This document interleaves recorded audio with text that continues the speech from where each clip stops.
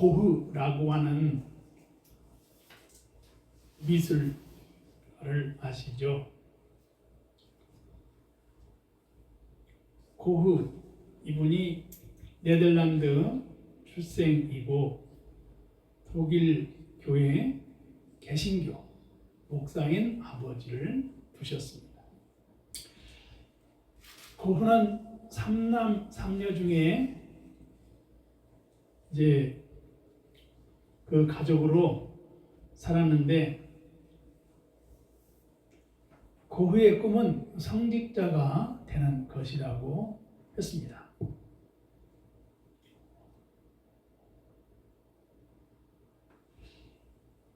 그런데 신학대학을 이제 시험을 봤는데 낙방을 했어요. 고흐가 그런 아버지의 독일 교회 개신교 목사의 아버지를 두고 이제 성직자가 되기를 희망했는데 그런 삶을 살지 못하고 전도사로서 삶을 사는 이제 때는 있었습니다. 그런데 이분이 그림을 그리는 이제 미술하는 화가가 됐죠. 그런데 고흐는 모델을 구할 돈이 없어서 자화상, 즉 자신의 얼굴을 많이 그렸어요. 고흐와 같이 그 시대에 함께 그림을 그렸던 고갱이라고 하는 화가도 그 시대에 같이 있었습니다.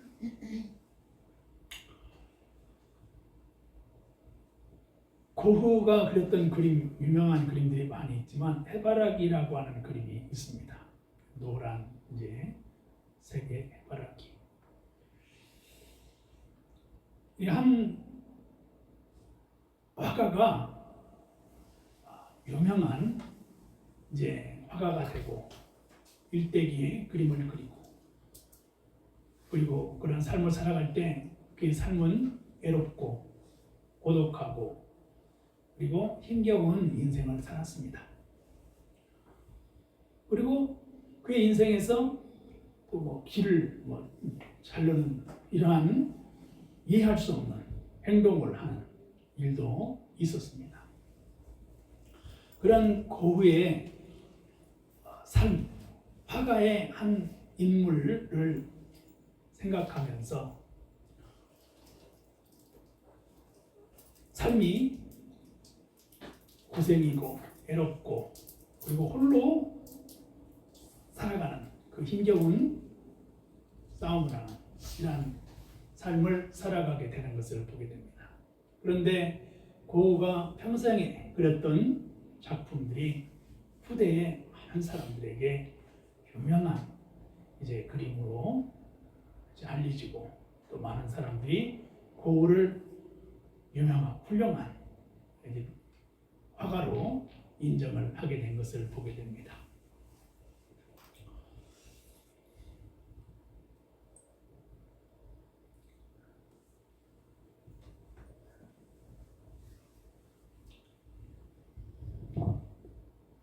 이러한 한 사람의 화가가 많은 사람들에게 그림을 통해서 머무르게 하고 감상하게 하고 자신을 돌아보게 하는 것을 보게 됩니다.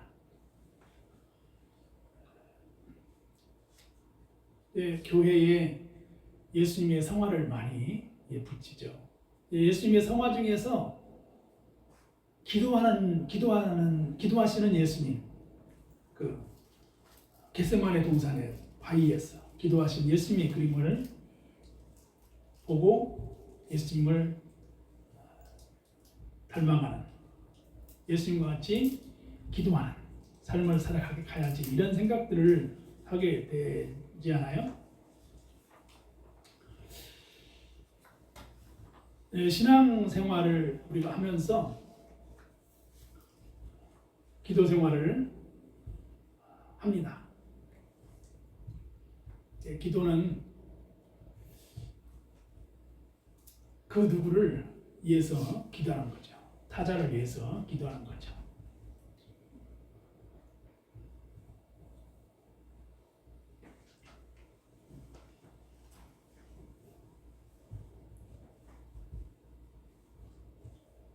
기도하는 생활을 통해서 기도의 그 맛을 아는 우리의 신앙으로 기결되었으면 합니다.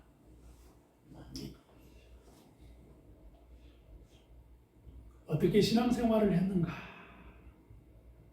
지나온 신앙생활을 할 때 교회를 어떻게 다녔는가? 어떻게 시작했는가? 교회를 어떻게 알게 됐는가? 누구나 그러한 것을 신앙생활하면 생각하죠. 물론 부모님이 장로님이신 분들, 부모님이 목사님인 분들, 아니면 신앙을 가진 분들은 그 2대, 3대가 이제 선친, 조부를 통해서 2대, 3대의 믿음의 가문들을 이뤄가죠. 그런데 당대의 신앙생활을 한 사람들은 교회를 올 때 어떤 마음이 들까요? 교회에 오면 내가 어떤 대접을 받고 싶을까요? 교회에 오면 기도를 하는 모습들을 보고 생각이 머무르죠. 유창하게 기도하시는 분들, 기도를 떠듬떠듬 하시는 분들, 그리고 기도를 하고 싶은데 무슨 말을 해야 될지 모르는 이런 생각들을 가지고 가죠. 그리고 행여나 이제 예배 시간에 기도를 부탁을 하면 무슨 기도를 해야 될까? 어떻게 기도해야 될까? 그리고 참 교회에 기도를 맡기는 그 시간 때문에 마음이 안절부절하는 그런 신앙의 시절이 있지요. 그런 마음이 있듯이 내가 하나님을 사랑하고 믿음을 지킨다고 하는 것은 훌륭한 인격, 훌륭한 신앙을 보일 수 있는 이러한 신앙의 삶이 돼야 되리라 이렇게 여겨집니다.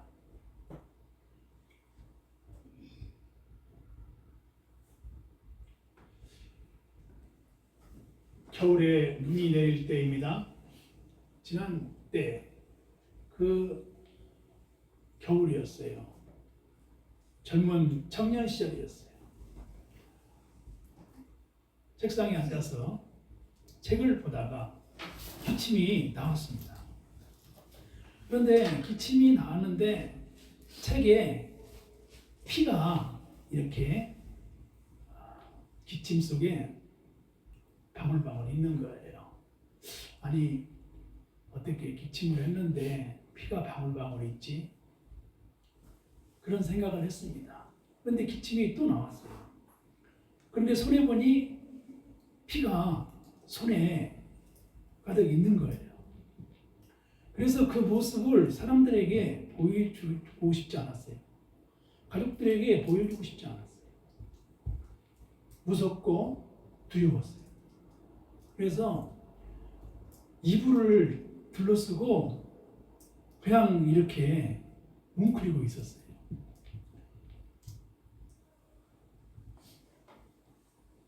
그런데 기침이 멈추질 않는 거예요. 그런 시절이 있었죠. 사흘이 돼도 기침이 멈추지 않고 한 달이 가도 기침을 하고 2달, 3달이 가도 기침을 하고 1년이 가도 기침을 하는 거예요.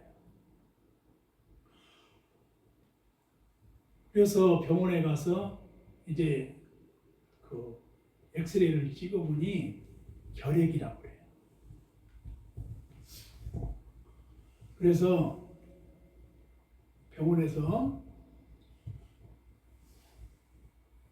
약을 타고 그 결핵협회에서 약을 타고 주사를 맞고 이런 생활이 시작되었습니다. 항상 푸르게 보였던 하늘이 흐린 하늘로 보였거든요. 예전에 보았던 산들이 예전의 산처럼 보이지 않고 슬픈 산으로 바꿔졌어요. 그리고 사람들을 만나는 일이 두려워지기 시작했어요. 친구들을 만나는 일이 이제 마음속으로 늘 불안하고 편하지가 않았어요. 그런 상황 속에서 결핵약을 복용하면서 교회 생활을 하게 됐죠. 그런데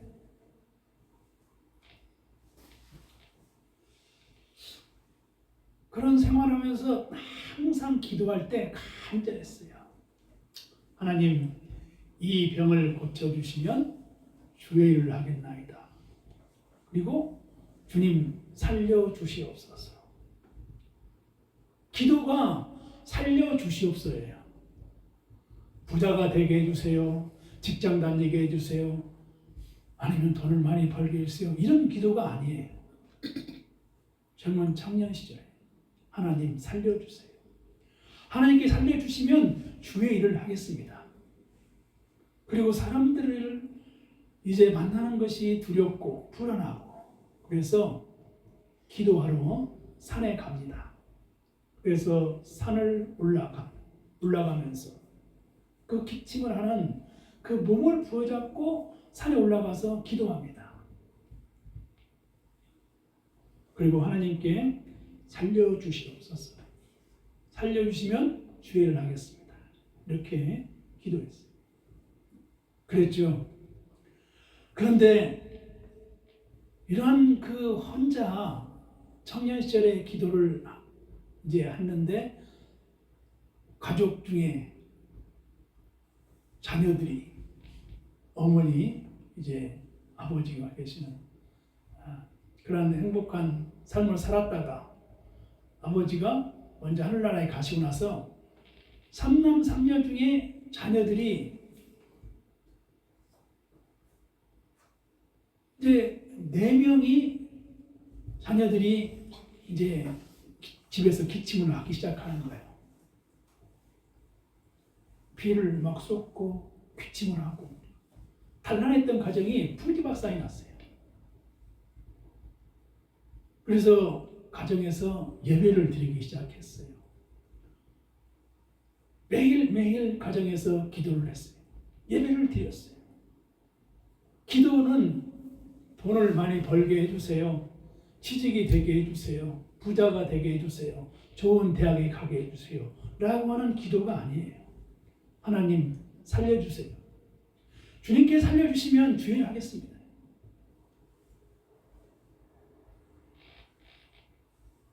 그런데 누나가 그 예쁘고 노래를 잘하는 누나가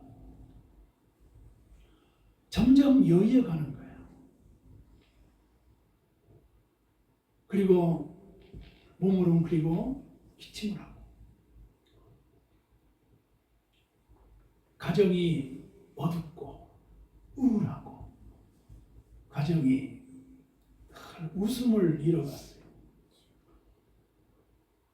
저는 이제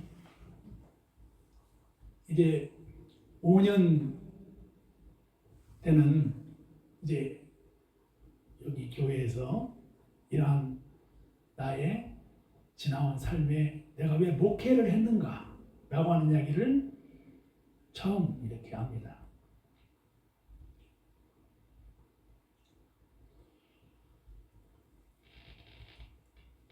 친구들을 만나면 당구를 치고 친구들을 만나면 술을 마시고 친구들을 만나면 이제 늘 같이 함께 어울려 다니면서 이러한 생활들을 즐겨하다가 몸이 아프고 그런 생활이 되니 이제 친구들 만나는 것도 즐겁지 않게 된 거죠. 그러면서 성경을 옆에 끼고 이제 다니는 걸 좋아했어요. 빨간 성경책을 가슴에 안고 이제 교회 갈 때 교회를 갑니다. 그리고 교회 예배를 마치면 또 성경책을 가슴에 이렇게 안고 교회를 이제 예배를 드리고 이제 집에 옵니다. 철도길을 걸어서 옵니다.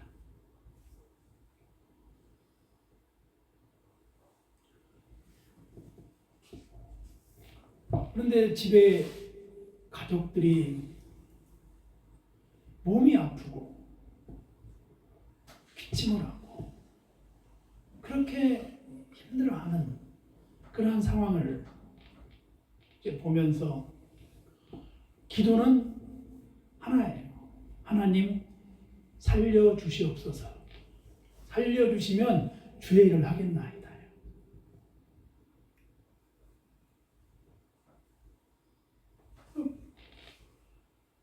우리가 예배 드릴 때도 눈물밖에 안 나오고 찬양을 부를 때도 눈물밖에 없고 그리고 가정에는 일한 사람이 없으니까 하나님밖에 의지할 수가 없어요. 그런 집에 장로님이 오셔가지고 권사님들이 오셔가지고 예배를 드릴 때 신기하게 느꼈어요.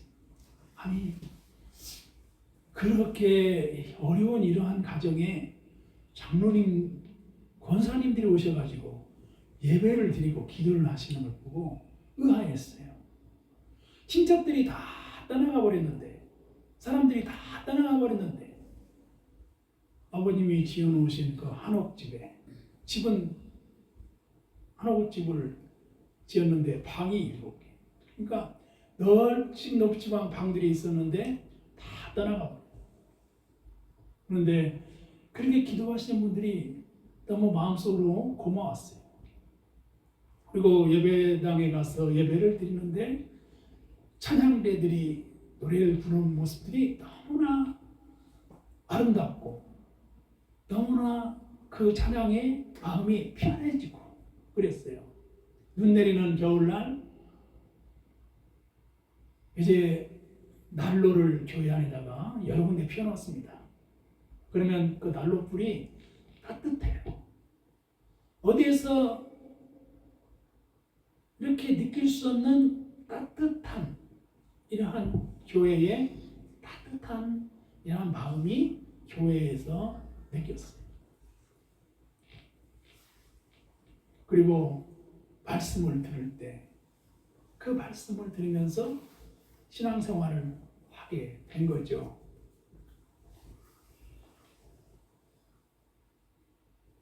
그런 생활을 오랫동안 했습니다.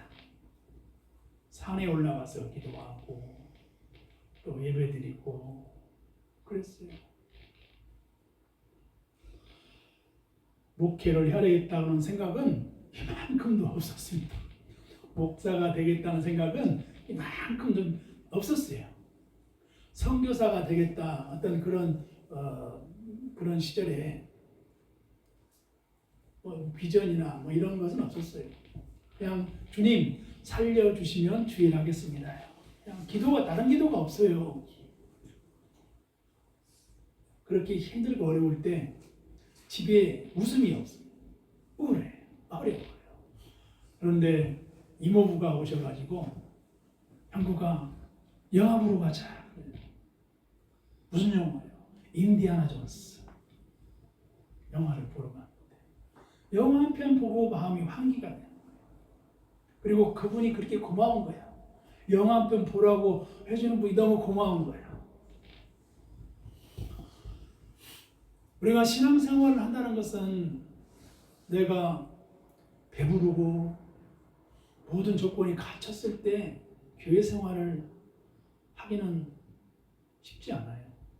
근데 우리 주변에도 우리 이웃들에게도 그런 사람들이 많아요.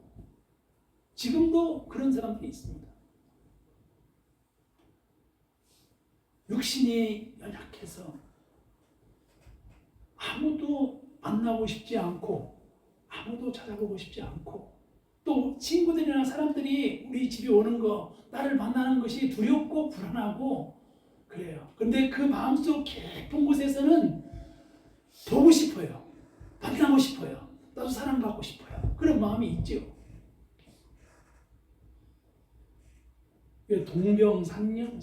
동병상련이라고 하는 말이 있듯이 아파본 사람의 마음을 안다고 그랬어요. 우리가 코로나 시절을 3년을 겪었는데 코로나에 걸려서 일주일, 10일이면 다 치료됐습니다. 그 무서운 코로나 전쟁에서.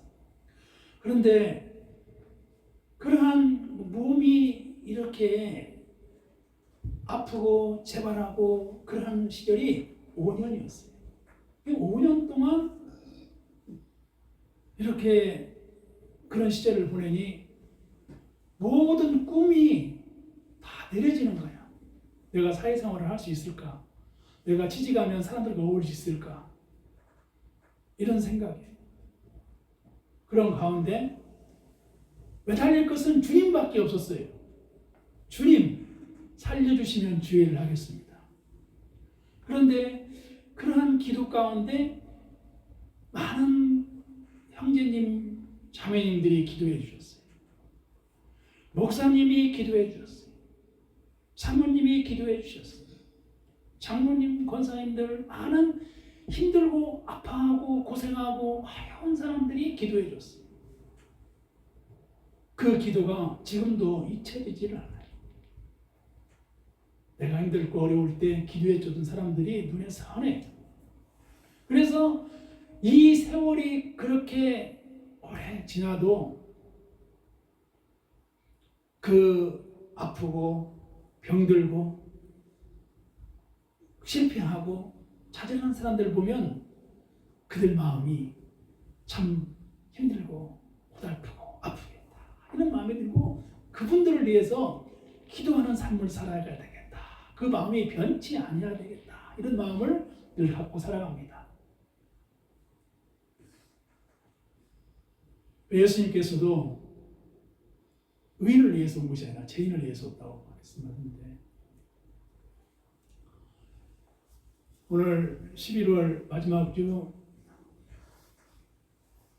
이제 설교 중에서 인생은 겨울이 오기 전에 이런 말씀을 하면서 다 말씀을 드리면 히스기야가 죽을 병에 걸려가지고 그랬을 때 기도했어요. 히스기야가.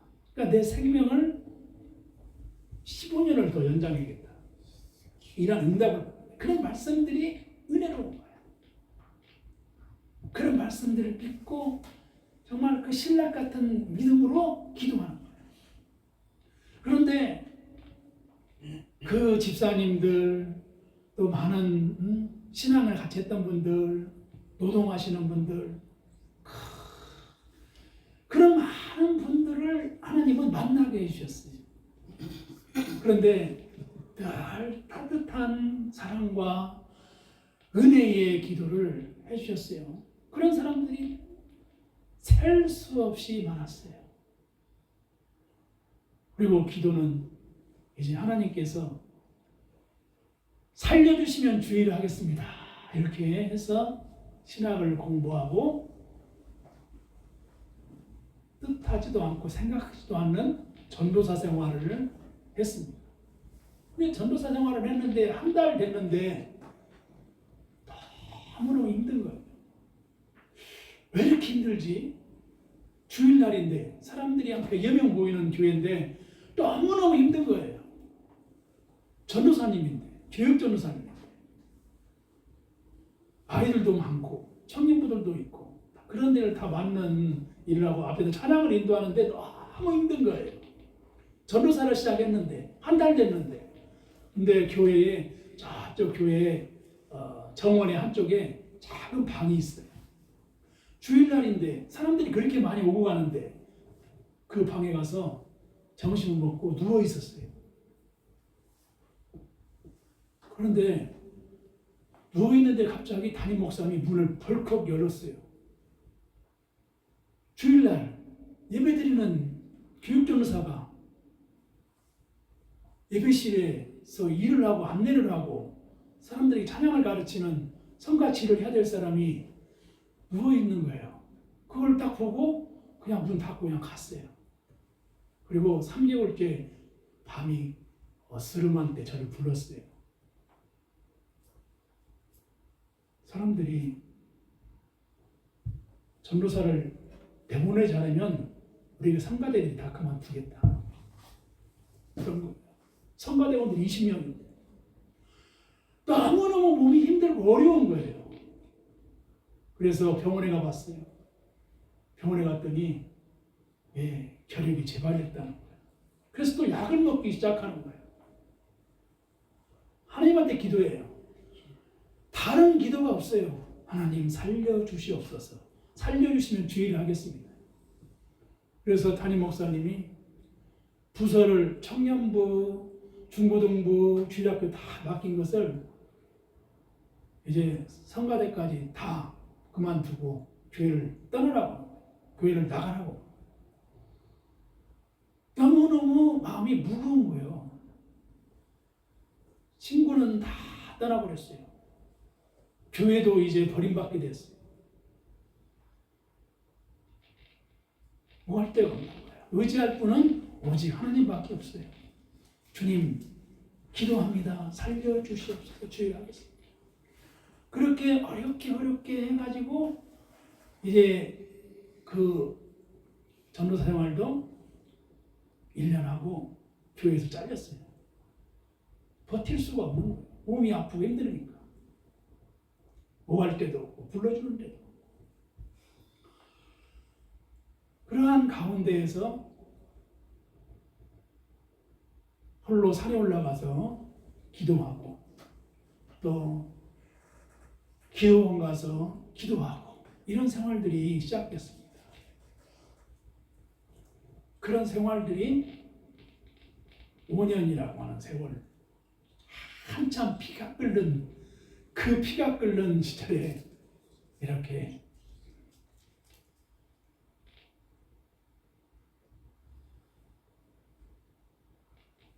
홀로 산행을 하면서 기도했습니다. 그리고 신학을 하고 나는 큰 교회를 가지 않겠다. 사람들이 많이 모인 곳에 안 가겠다. 개척을 하겠다. 홀로 개척을 해서 주님과 함께 살아가리. 그렇게 해서 목사님도 안 됐는데 준목 시절에 교회를 개척하려고 분당을 6개월 동안 돌아다녔어요. 또 여러 지역들을 많이 돌아다녔습니다. 그러기를 오랜 세월 동안 목사 안수도 안 받고 교회를 개척하려고 했다가 이제 개척 교회와 같은 여기 청암교회를 이제 1999년 10월에 오게 됐습니다. 하나님께서 예배 드릴 수 있는 은혜를 주셨어요. 25년을 하나님께서 예배를 드리게 했어요. 하나님께서 기도할 수 있는 기도에 초소를 주셨어요. 이제 세월이 많이 지나가서 60대가 되었어요. 이제 하나님께서 부르시면 이 땅에 살아갈 때 하나님 앞에 그래도 참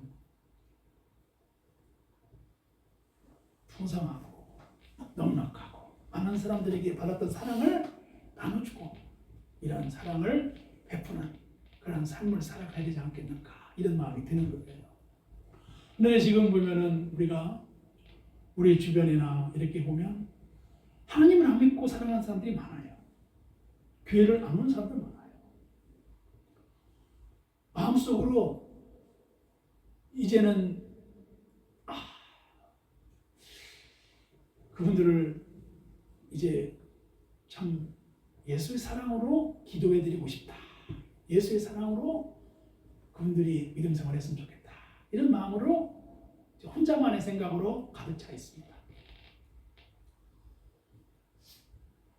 인생의 겨울이 오기 전에 어떻게 살아가야 될 것인가 라고 하는 것입니다. 솔로 에이저라고 하는 이 책이 있어요. 홀로 살아가기로 선택한 사람들은 어떤 미래를 준비해야 될까 그랬어요. 내가 부모님을 보셨어요? 연세가 많이 드신 내가 부모님을 혼자 돌봤어요. 그런데 내가 연세가 많은 부모님을 돌봤듯이 아니면 어머니를 돌봤듯이 이렇게 살아왔는데 어머님이 이제 하나님께서 부르시고 하늘나라에 가시면 나를 누가 돌봐 줄 것인가 라고 하는 그런 내용들이 솔로 에이저라고 하는 이제 그 책의 내용들입니다. 근데 우리나라에 연세 드신 분들이 많잖아요. 70대, 80대, 90대 많잖아요. 외롭고 허전하고. 내 마음속에 울고 있는 내가 있다. 그런 책도 있잖아요. 그 치유에 관련된 책인데요. 그러니까 내가 내 마음속에서 내 깊은 속에서는 울고 있는 거야. 울고 있어요. 우리는 수없이 많은 사람들이 울고 있는 그 모습을 보고 살아갑니다. 혹시 오늘 예배를 드리는 우리 마음속에 울고 있는 마음을 숨기고 살아간 것은 아닌지요. 근데 깊이 내 마음속에 나를 하나님한테 정말 열어놓고 기도해보면 눈물밖에 없는 그런 내 마음속 깊은 곳에 울고 있는 나를 볼 수가 있어요. 겉모습은 화려합니다. 모든 부를 이룬 것 같습니다. 모든 성공을 이룬 것 같아요. 그런데 진정한 내 마음속에는 울고 있는 거야. 아버지도 울고 있고 어머니도 울고 있고 나의 형제도 울고 있고 자매도 울고 있는 거야. 그리고 마음속 깊은 곳에 상처가 있어요. 나의 가족이 이런 말을 해서 마음에 듣기가 힘든 거야. 나의 친구가 이런 말 했는데 듣기가 너무 마음이 불편한 거야. 그런데 모든 걸 다 숨기고 또 안 그런 척 하면서 내 마음은 홀로 있을 때는 쓸쓸히 울고 살아가는 그런 삶을 살아가는 것은 아닌지라고 하는 것입니다. 이러한 모든 사람들의 이러한 이제 겨울이 다가오는 이때에 이렇게 사람들은 세월을 보내면서 아쉬워하고 또 그리워하고 또 보고 싶어하고 이러한 삶을 생각하고 살아갑니다. 이러한 시대, 이러한 삶의 속에서 우리는 누군가를 돌보고 살았는데 나도 언젠가는 돌봄을 받아야 할 때가 있겠죠. 나는 누구로부터 돌봄을 받을 거예요? 내 아들이 나를 돌봐줄 것인가? 내 자녀들이 나를 돌봐줄 것인가? 나를 돌볼 사람은 누구인가? 라고 하는 거예요. 그래서 이제 나이가 많이 드신 분들은 편안한 곳에서 살아가기를 생각합니다. 편안한 곳에서, 나의 가정이 편안한 곳에서, 내가 살고 있는 삶이 편안한 곳에서, 아들이 한 번 더 부모를 생각하는 그런 기쁨을 발견하기를 원하고, 딸이 한 번 더 마음에 편안함을 줄 수 있고 행복을 줄 수 있는 만남을 늘 기다리며 살아가는 거죠. 기다림의 연속이에요. 이러한 시대에 우리가 내 마음속에 울고 있는 형제, 내 마음속에 울고 있는 자매, 마음속에 울고 있는 부모, 그 마음속에 상처를 받고 아픔과 애로움 속에 살아가는 이들에게 예수 그리스도의 사랑이 필요한 것입니다.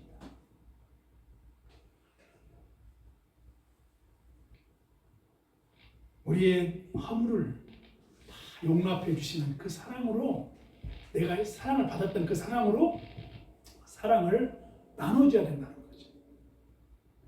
남편을 잃었습니다. 남편과 함께 살아갈 때는 남편이 그렇게 큰 존재인지 몰랐어요. 그런데 남편이 먼저 하늘나라에 가고 난 다음에 홀로 되니 너무 그 자리가 큰 거예요. 그래서 밤마다 홀로 남편에게 했던 말, 남편에게 했던 아쉬움, 그런 거 생각하면서 홀로 우는 거예요. 밤마다. 자녀들이 알겠어요.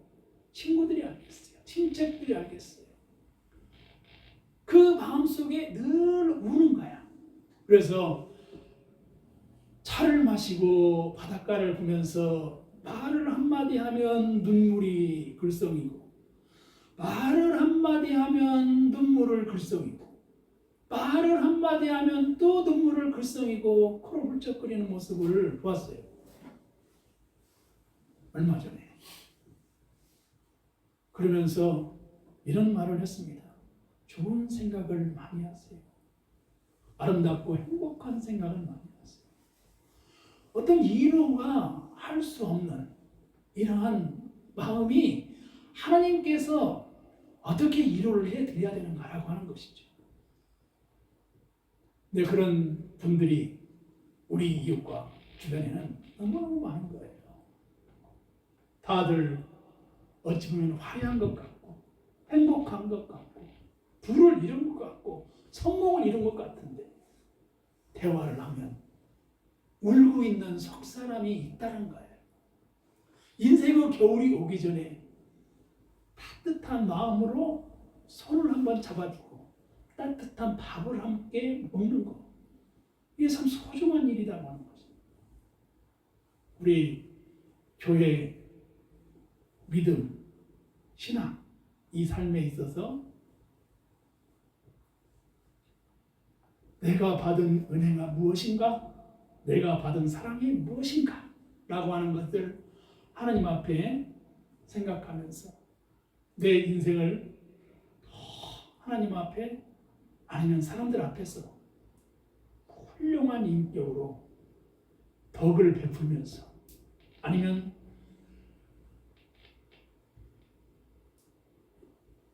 그 인생의 어떤 쓴뿌리를 위해서 낙오되지 않도록 하나님 앞에 기도하면서 살아가기를 간절히 바라고, 또 그러한 말씀을 통해서 하나님의 살아계심을 나눌 수 있는 귀한 삶이 되시기를 기도합니다. 그리고 바랍니다. 오늘 예배 말씀을 저 개인적인 신앙의 지나온 삶의 고백과 그리고 홀로 살아가는 현대인들의 아픔을 이제 겉모습만 보지 말고 그 속사람의 아픈 진정한 그런 마음을 보고 작은 행복을 줄 수 있는 우리 모두가 됐으면 하는 그런 바람입니다. 그래 오늘 말씀의 제목이 인생의 겨울이 오기 전에 라고 하는 것입니다. 살아있음에 감사하는 겁니다. 남편에게 뭘 바랄 그런 마음이 있죠.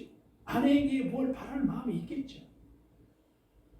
그런데 모두가 울고 있는 그 마음 속에서 하나님 앞에 그 겟세마네 동산에서 기도하시는 예수님의 모습, 예수님의 삶, 예수님의 그 눈물,